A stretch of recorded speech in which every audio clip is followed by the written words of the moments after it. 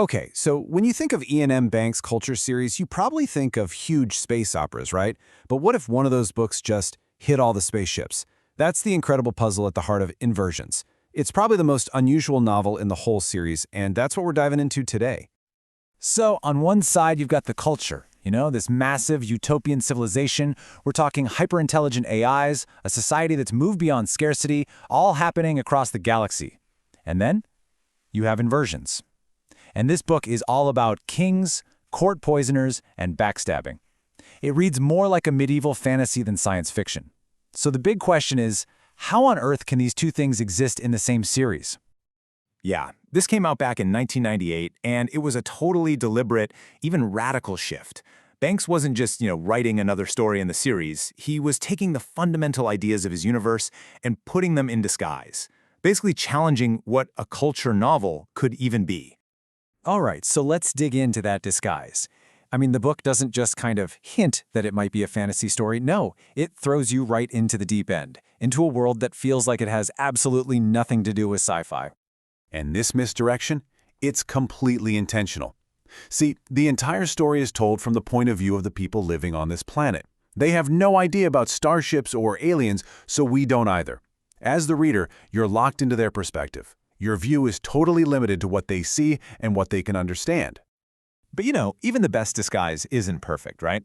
Even though the sci-fi is buried deep, Banks is super clever about it.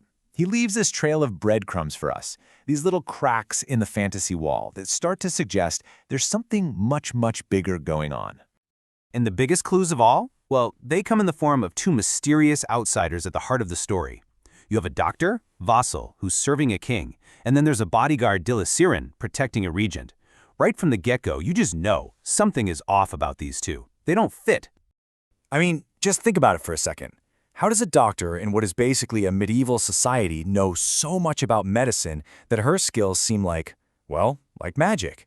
And how can a bodyguard be so impossibly good at his job?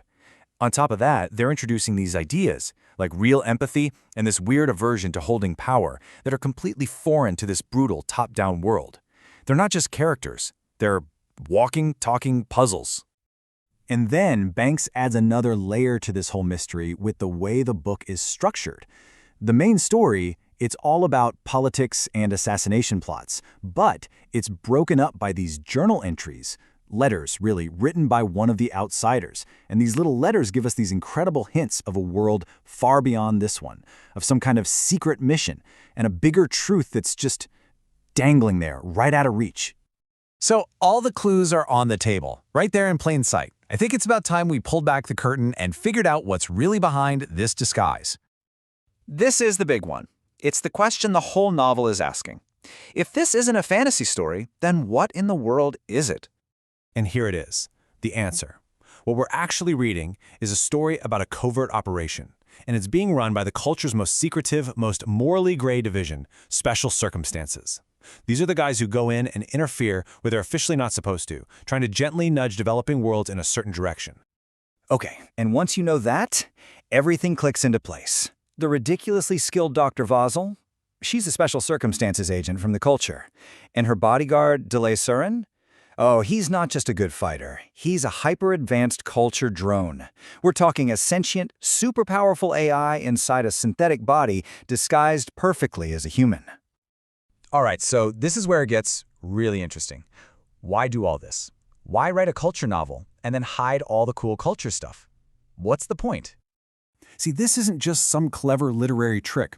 By taking away all the spaceships and the big sci-fi battles, Banks forces us to stare right at the moral questions at the heart of the story. Like, is it ever okay to interfere with another society's development, even if you have the best intentions?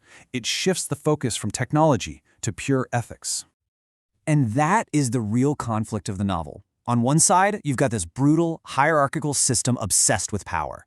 And on the other, you have these agents from a literal utopia, an anarchist, post-scarcity society that's pretty much solved every problem we can think of. Their values are polar opposites, and that's the clash that drives the whole story. This really gets to the core tension of the entire culture series. The official policy is hands-off, no interference. But Special Circumstances exists for the sole purpose of breaking that rule when they feel it's necessary. Inversions drops us right into that ethical gray zone. It makes you ask, when is it right to step in? And how can you ever be sure you're not making things worse? Okay, so let's wrap this up by talking about why this book is so critical, not just as a standalone story, but for the whole series it's a part of.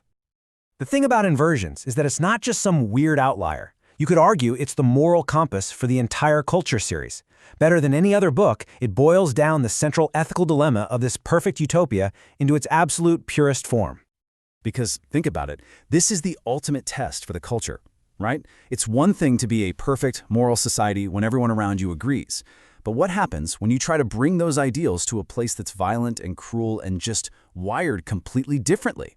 That's the real challenge, and Inversions shows us just how incredibly messy and complicated that can get. And ultimately, that's the question Banks leaves you with. By getting rid of all the sci-fi spectacle, the spaceships, and the lasers, he forces you to focus on the people and the choices they're making. Was what Vosill did, her quiet attempt to nudge this kingdom towards a better, more humane future, was it actually the right thing to do? The book doesn't give you any easy answers. And honestly, that's what makes it such a masterpiece.